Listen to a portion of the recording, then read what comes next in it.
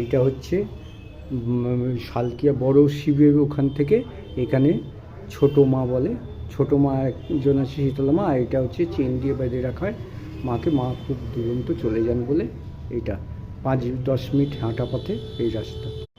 আর শালকিয়ায় আসতে গেলে বড় শিবের কাছে প্রথমে হাওড়া ফেরিঘাট থেকে 8 টাকা 6 টাকা 8 টাকা লঞ্চ ভাড়াতে আহরিতলা নামতে হবে।